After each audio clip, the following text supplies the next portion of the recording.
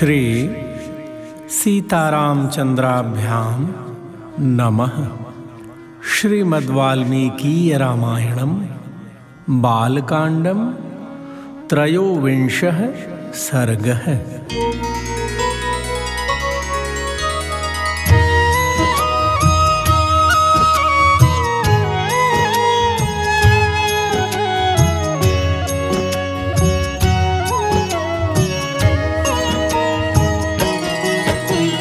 प्रभातायां तु शर्वर्यां विश्वामित्रो महामुनिः अभ्यभाषत काकुत्स्थौ शयानौ पर्णसंस्तरे। कौसल्या सुप्रजा राम पूर्वा सन्ध्या प्रवर्तते। उत्तिष्ठ नरशार्दूल कर्तव्यं दैवमाहनिकम्। तस्य ऋषेः परमोदारं वचः श्रुत्वा नरोत्तमौ स्नात्वा कृतोदकौ वीरौ जेपतुः परमं जपम्। कृताहनिकौ महावीर्यौ विश्वामित्रं तपोधनम् अभिवाद्यातिसंहृष्टौ गमनायाभितस्थतुः। तौ प्रयान्तौ महावीर्यौ दिव्यां त्रिपथगां नदीं ददृशाते। ततस्तत्र सरैवाः संगमे शुभे।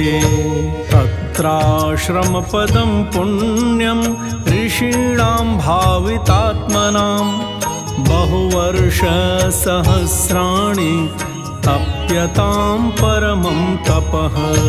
तं दृष्ट्वा परमप्रीतौ राघवौ पुण्यमाश्रमम् ऊचतुस्तं महात्मानं विश्वामित्रमिदं वचः। कस्यायमाश्रमः पुण्यः कोऽन्वस्मिन् वसते पुमान्। भगवच्छ्रोतुमिच्छावः परं कौतूहलं हिनौ। तयोस्तद्वचनं श्रुत्वा प्रहस्य मुनिपुङ्गवः अब्रवीच्छ्रूयतां राम यस्यायं पूर्व आश्रमः। कन्दर्पो मूर्तिमानासीत् काम इत्युच्यते बुधैः। तपस्यन्तम् इह स्थाणुं नियमेन समाहितम्। कृतोद्वाहं तु देवेशं गच्छन्तं समरुद्गणम् धर्षयामास दुर्मेधा हुङ्कृतश्च महात्मना।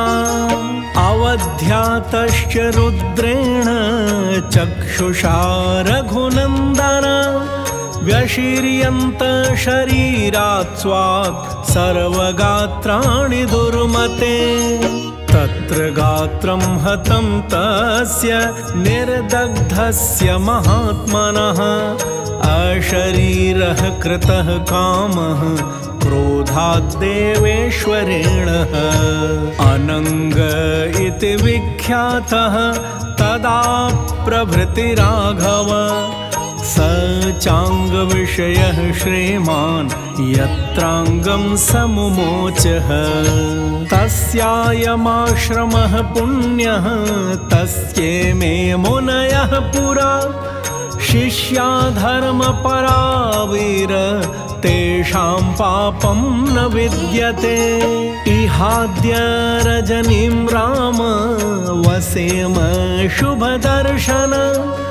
पुण्ययोः सरितोर्मध्ये श्वस्तरिष्यामहे वयम्। अभिगच्छामहे सर्वे शुचयः पुण्यमाश्रमम्।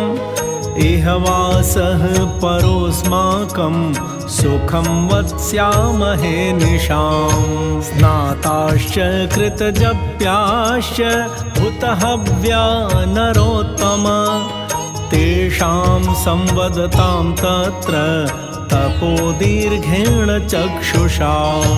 विज्ञाय परमप्रीता मुनयो हर्षमागमन् अर्घ्यं पाद्यं तथातिथ्यं निवेद्य कुशिकात्मजे रामलक्ष्मणयोः पश्चात् अकुर्वन् अतिथिक्रियां सत्कारं समनुप्राप्य कथाभिरभिरञ्जयन् यथार्हं जपन् सन्ध्यां ऋषयस्ते समाहिताः तत्र वासिभिरानीता मुनिभिः सुव्रतैः सह न्यवसन् सुसुखं तत्र कामाश्रमपदे तथा कथाभिरामाभिरामौ नृपात्मजौ रमयामास धर्मात्मा कौशिको मुनिपुङ्गवः। इत्यार्षे श्रीमद् रामायणे वाल्मीकिये आदिकाव्ये बालकाण्डे 23 सर्गः।